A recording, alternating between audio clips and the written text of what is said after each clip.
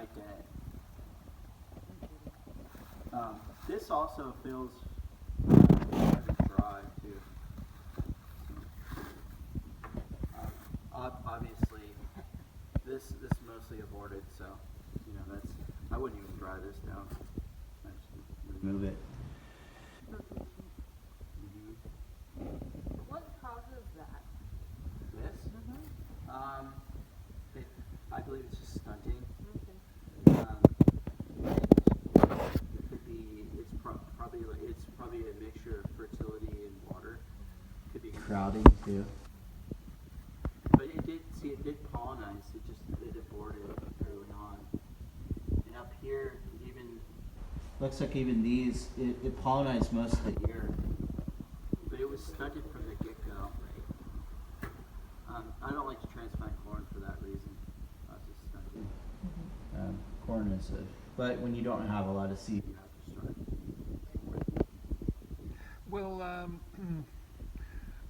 Will stunting from environmental factors such as starting it in a flat early and putting it out and so on and so forth be reflected in the sort of epigenetic characteristics of the seed that emerges from the population?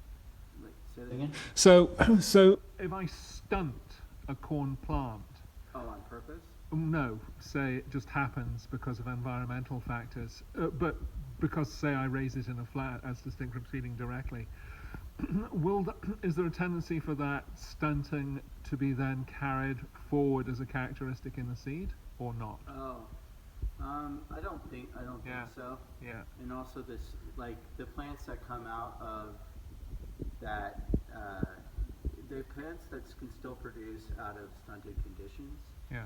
That's also a genetic selection. Yeah. It may end up, it will end up over time, like however we cultivate plants, the plants will adapt to that cultivation method. So if you're transplanting corn will eventually adapt to that.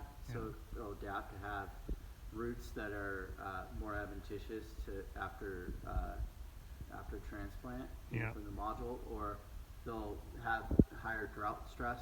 Yeah. They will have smaller root systems because anytime you're growing, saving seed through time in pots, you'll select for smaller, more compact root systems, which is not necessarily a good thing. No. Does it have an epigenetic effect in the future? What epigenetic effects does it have in the future? I mean, I don't know. Yeah. You can assume it probably had some. Yeah. Yeah. Okay. All right. That is a pretty one. And you're saying that that tendency tends to be associated with positive characteristics in other ways. Is that a mystery, or do we know the pathways? I don't know specifics. Yeah. I just also there's always been in corn culture there's been this tradition to breed towards beauty. I think breeding for beauty is always a good thing too. Excite people, children. Yeah. They see the food and they're like, oh wow, cool. Yeah. Because I mean that's what mass marketing does, right? They try to market for excitement. Have the candy and junk food look exciting. So we got to make good food look exciting and fun. Unless you're English, of course. Then dull, grey, bleak, cold, windy. See, here's another one everything. that ended up being stunting. There might have been a feeding that happened here, or a damage that occurred right here, and then the whole thing afterward, it couldn't. My guess is it couldn't bring nutrients up to pollinize and fully produce or allow for pollination, or to fully produce all these kernels. But either way, there was something wrong. It looks like there was something wrong that happened fairly early on. Yeah. Because of these blind spots. So Yeah. I mean, this is a good candidate. Yeah. You really want to select out The atypical weirdness. Yeah. not necessarily atypical. Yeah. But Negatively performing. atypical. Yeah. Yeah. Like we want like that one that we pointed out earlier. Like There was that one over there that was just a beautiful cob. It's by you, Nicholas. Yes, one of There's the so yellow many. ones. There's so many that are so beautiful. That one's a good candidate. But Yeah. cobs like this, that they're fairly uniform. To me, it doesn't matter if There's a little curve there. they curve out a little Yeah. bit. It doesn't matter if they shoe peg or they come out of the row and they kind of stair step like bricks a little bit. To me, that doesn't matter. I think there's actually a little bit more density of food in the shoe peg, but they don't shell out as well Yeah. when they're shoe peg. Yeah. Um, Okay. All right. Well, thank you for that lesson. That was really useful. And then in terms of the size, like, you know, we've got these ones here, for example, that they're just absolutely enormous. That's a positive, always a positive characteristic that we're looking I for. wouldn't say it's always positive. Like, Yeah. let me see this one here. Yeah. Like, so the difference between these two. So this has I think it's called the thin cob gene, Yeah. and this cob in here is really skinny, Yeah. and so it can't. The cob holds a lot of moisture, and so it can't hold as much moisture per volume as this one, who has a bigger cob. So having this thin cob gene in the Pacific Northwest is better, Yeah. because this means that its progeny will tend to impart corn that'll dry down earlier. So if you combine this with early, Yeah. for whatever traits early had, Yeah. and this trait, I mean, this also has, it's pollinized almost all of its kernels except for the top. There might have been a little feeding on the tip, that's Yeah. why. So the wrapper might not be as closed, which is, you want to have nice closed wrapper leaves so stuff Yeah. can't get in. Yeah. But I mean, it's an attractive ear. The rows are fairly straight, or quite straight. It's attractive. The rows, it doesn't have a lot of excessive rows. Yeah. This is pretty close to the ideal in my opinion. This one's fairly close too. One of the values too is I feel that I could like hand chuck this, and chuck it off in my hands, and that's something I select corn for over Yeah. time, is being able to shuck off. The northern flints, they tend to hold onto their kernels really hard, and their starch is not as flexible anyway. It's flinty, and so it's harder to get them off the cob with your hands. But there are problems, like Yeah. I would still put this in, but this is an issue that you want to fix. Continue to look at fixing, Yeah. or at least figure out what's going on. Develop a hypothesis. But if you do big cob and big cob, so if you take like this cob, and we wouldn't want this part. Oh, when I often break off Yeah. too, because then you don't have to dry that part down. But if I take this and this, it will tend to go to something medium. So Oh. it's called regression to the mean.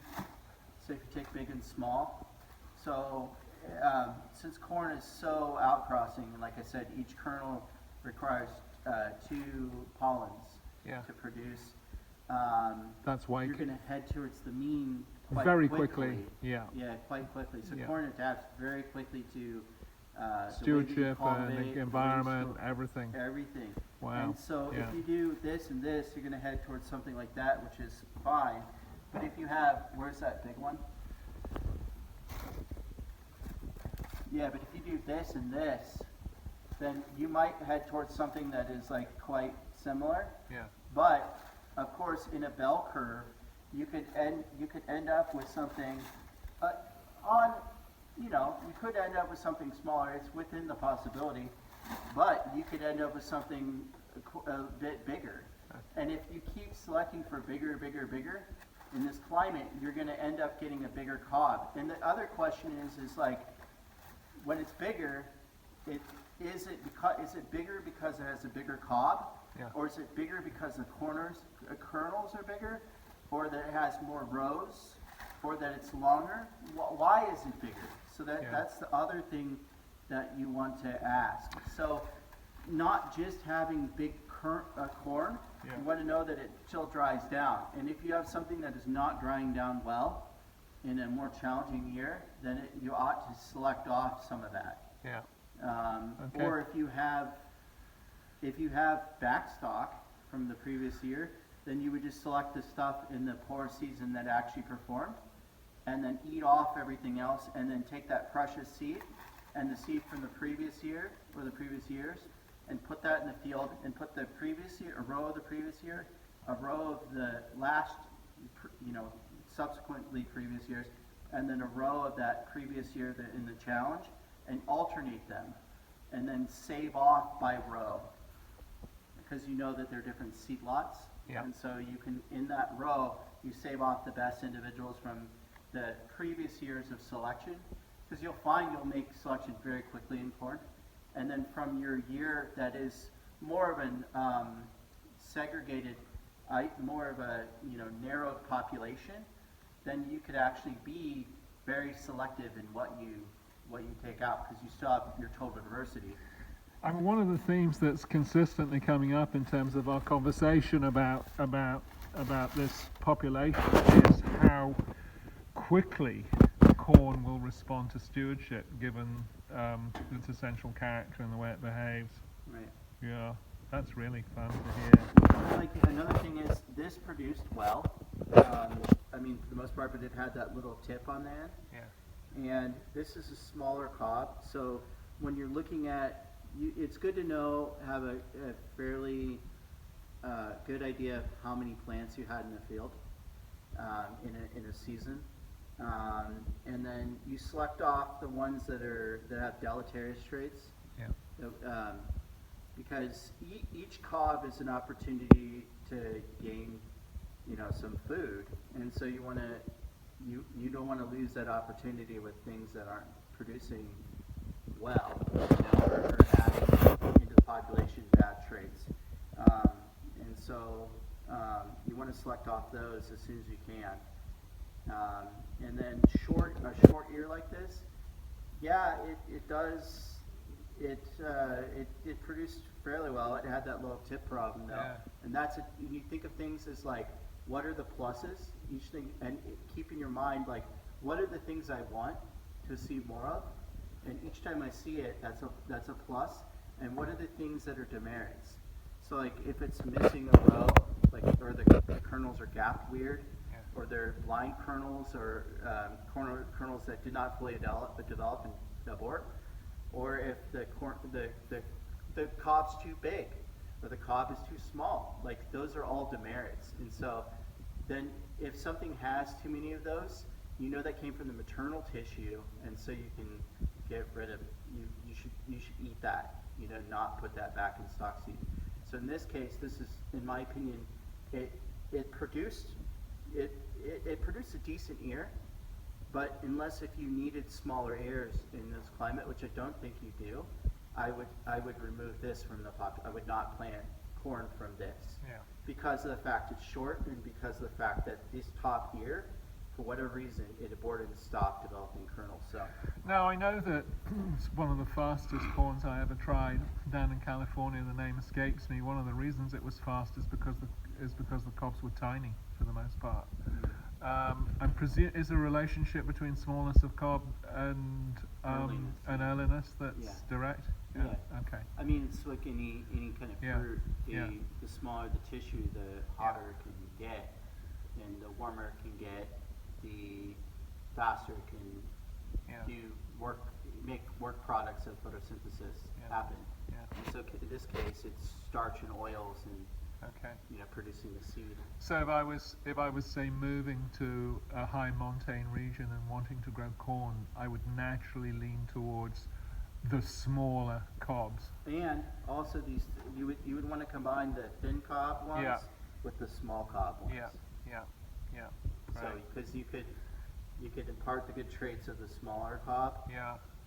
And some of the other traits that this cob has, and the good traits the long cob has. Now, presumably there's a fair degree of genetic elasticity in this mix. It's been well stewarded by someone we know and respect, and originally, did it come from Carol originally? Did Carol? Did this Oh, population was it originally Yeah, it out was of Carol? Andrew. Oh, yeah, but did it before Andrew? Did it come through I Carol? think it came out of some stuff that might have been related. Okay, all right. So we know that we basically know that the stewardship lineage in this population is very high. If you were, is it so? For example, if I wanted to adapt a population, obviously we've got to go with the OP thing right from the start. But if I'm moving somewhere and I'm looking to adapt a particular population, are there specific characteristics I'm looking for in terms of signposts for a capacity to co-adapt to an environment fast and I well? would guess if you're going to move to a new place, you would want to discover which kind of corns people have grown there. Yeah. If you're growing in a drier place, you'd want dryland corns. Yeah. If you're growing in a wetter, colder place, you'd want shorter season corns that had just resistances to pests and diseases. Yeah. In the ear a little bit more, especially fungal stuff.